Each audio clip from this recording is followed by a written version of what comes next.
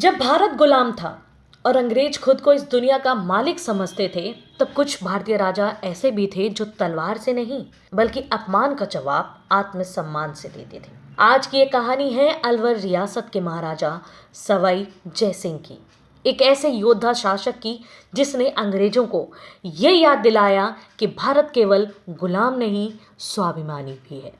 जी हाँ, आपको बता दें सन 1920 के दशक में जब एक दिन महाराजा सवाई लंदन के मशहूर बॉन्ड स्ट्रीट पर टहल रहे थे और उस समय रोल्स रॉयस दुनिया की सबसे शाही और महंगी कार मानी जाती थी। महाराजा की नजर उसके शोरूम पर पड़ गई, लेकिन उस दिन महाराजा ने राष्ट्रीय कपड़े नहीं पहने थे, वे साधारण भारतीय वेश में थे। और महाराजा शोरूम में दाखिल हुए और सेल्समैन से कार की कीमत और खूबियों के बारे में पूछने लगे, लेकिन अंग्रेज सेल्समैन ने उन्हें एक गरीब भारतीय समझ लिया।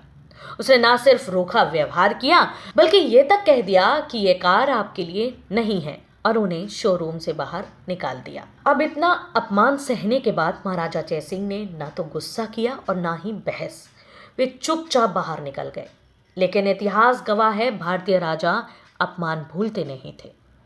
आपको बता दें कुछ ही समय बाद रोल्स रॉयस शोरूम को संदेश मिला कि अलवर रियासत के महाराजा रोल्स रॉयस खरीदने आ रहे हैं।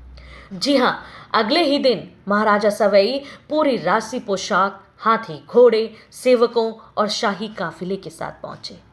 नज़ारा देखने लायक था कि उनके लिए रेड कारपेट बिछा हुआ था और वही सेल्समैन सिर झुकाकर खड़ा था। और फिर वो हुआ जिसके बारे में किसी ने सोचा तक नहीं था कि महाराजा ने शोरूम में मौजूद सभी 6 रोल्स रॉयस कारें एक साथ खरीद ली, वो भी नगद भुगतान के साथ। आपको बता दें मामला यहीं खत्म नहीं हुआ।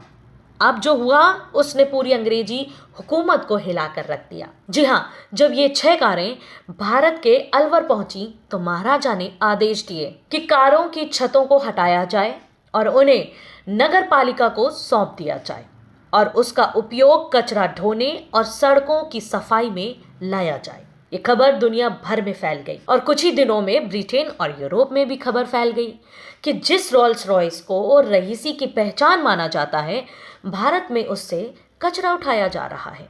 लोग मजाक उड़ाने लगे, क्या आप वही कार चलाते हैं जो भारत में कचरा ढोती है? इस बदले के बाद रोल्स रॉयस कंपनी की इज्जत को भारी नुकसान पहुंचा। तभी आखिरकार कंपनी को लिखित में महाराजा से माफी मांगनी पड़ी।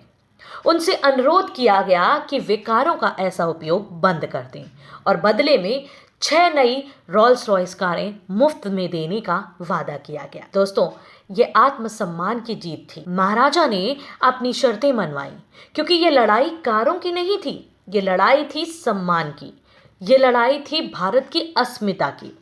ये कहानी हमें याद दिलाती है कि आज़ादी सिर्फ 1947 में नहीं आई।